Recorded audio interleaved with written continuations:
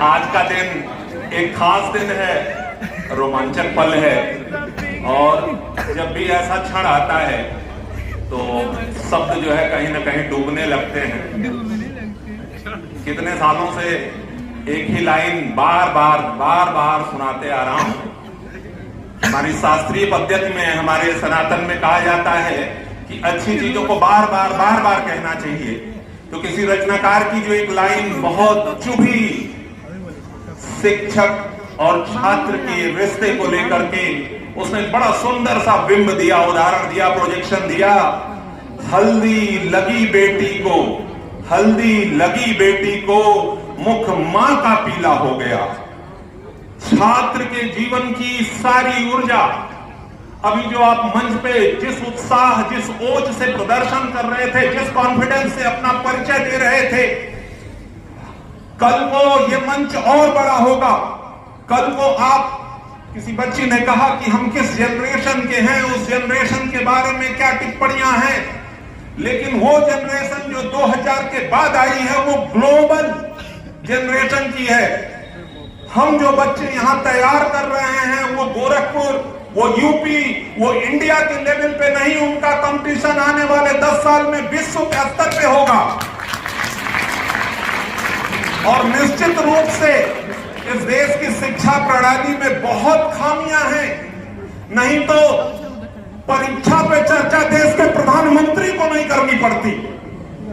छात्रों में इतना दबाव, इतना तनाव कि देश के प्रधानमंत्री को चर्चा करनी पड़े, इसका मतलब है कि विद्यालय विकलांग हो गए हैं। शिक्षकों की भाषा मौन हो गई है। शिक्षा बाजार का विषय बन गया है।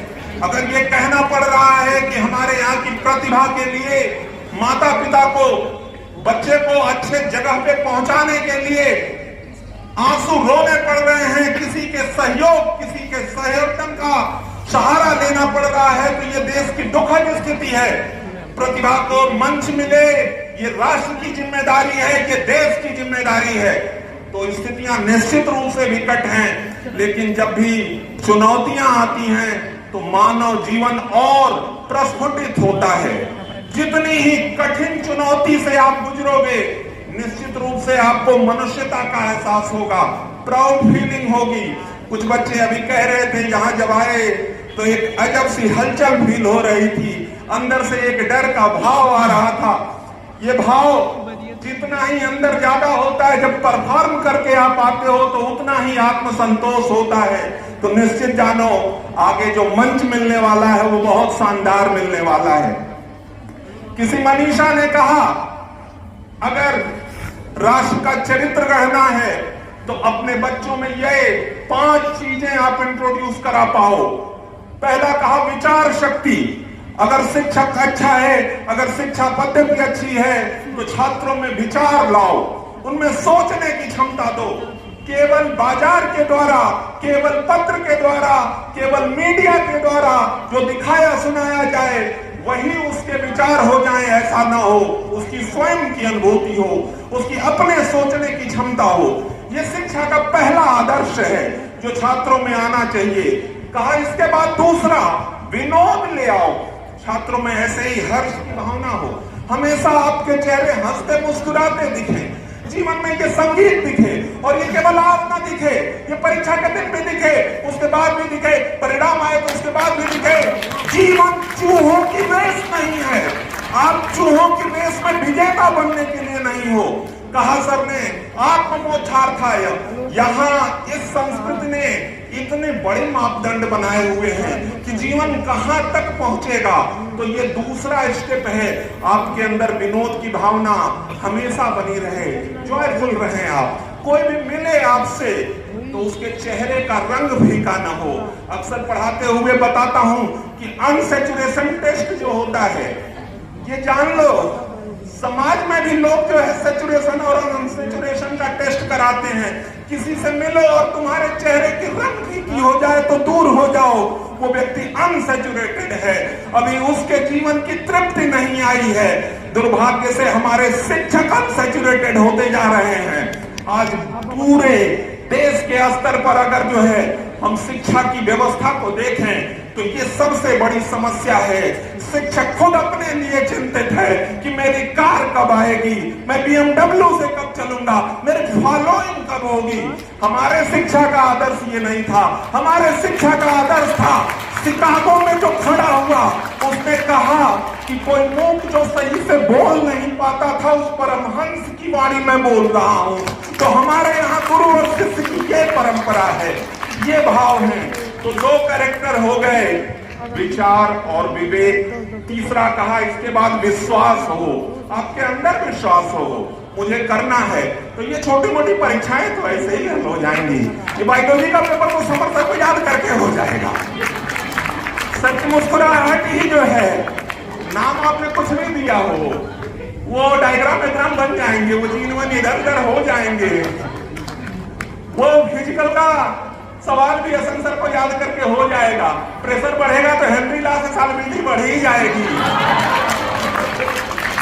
तो ये बहुत छोटी चीजें हैं, मतलब इसमें कोई चर्चा की बात नहीं है यार।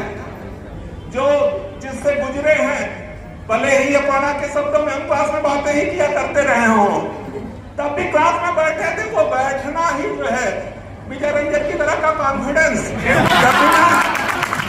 क्लास में नहीं आता था।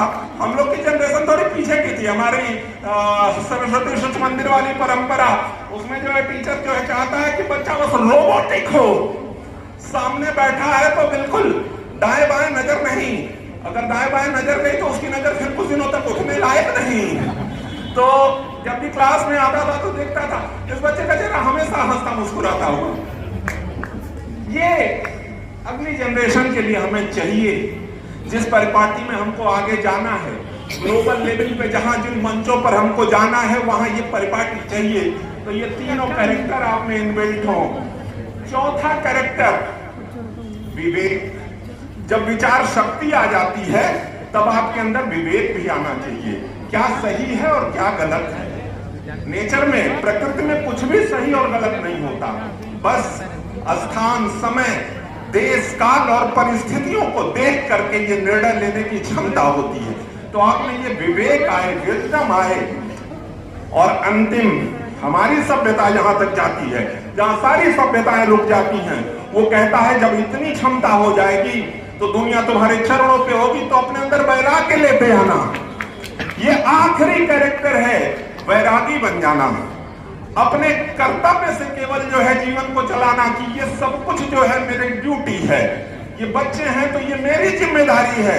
जैसे मेरी भाव अपनी बच्ची के प्रति हैं, वैसे यहाँ पे ये सारी बच्चियां हैं। जैसे मेरे भाव अपने बच्चे के प्रति हैं, वैसे ये मेरे सारे बच्चे हैं।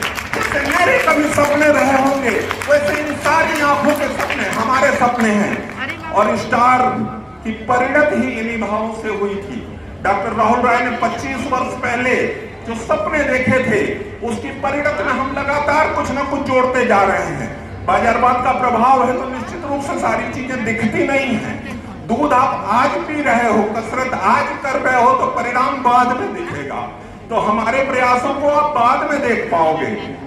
हमने जो है नई परिपाटी में हाइब्रिड की परिकल्पना की। कोचिंग तक में तो बड़ा अच्छा रहता था, बच्चा किसी स्कूल से पढ़ करके आता था, हम जो है थोड़ा बहुत पढ़ा देते थे, सेलेक्ट हो जाता था, चेहरा वरा फोटो वोटो खींच जाती थी, बढ़िया चल रहा था।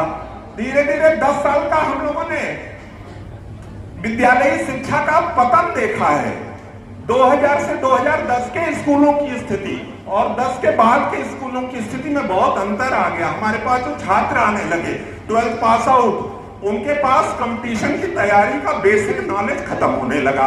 ये स्थिति हुई तो हमने हाइब्रिड की परिकल्पना की कि हम छोटे से ही बच्चों को जो है तैयार करेंगे। और अब इसमें और ऐड ऑन करते हुए जब हम ग्लोबल परिदृश्य देख रहे हैं, अभी भी अब जाकर के हम देखते हैं कि दिल्ली के स्कूलों में क्या चल रहा है, लखनऊ में बच्चे किस तरीके से क्या प्रोजेक्ट बना रहे हैं, किस तरह के उनके प्रेजेंटेशन हो रहे हैं, तो लगा कि बहुत पीछे हमारे बच्चे हैं। तो हमने कैम्ब्रिज को जोड़ा अपने साथ। और अब चूंकि खनक हमारे पास भी है, तो कोचिंग सेक्टर के सबसे बड़े ब्रांड को भी पकड़ के लेते आए कि चलो हम तुमको भी रखते हैं अपने साथ, इन बच्चों को जितना कुछ दे सकते हैं, क्योंकि माता पिता और शिक्षक के पास जितना कुछ होता है वो चाहता है कि सब हस्तांतरित कर दे। तो आज स्टार इस प्रयास में लगा हुआ है और फिर आखिरी में ढेर सारा धन्यवाद इस कार्यक्रम को इस तरीके से अपने दिन रात के सहयोग द्वारा एक तरह से प्रीति मैम, जितेंद्र जी, स्टार हाइब्रिड के प्रिंसिपल मैम और तमाम टीचर्स जिन्होंने कम समय में आपको इस कार्यक्रम के लिए तैयार कराया और आप सबने इतने अच्छे ढंग से अपनी प्रस्तुतियां दी, मन को भावुक कर दिया है। निश्चित रूप से विजयी भाव का उद्घोष लगाते हुए आप जाएंगे। धन्यवाद।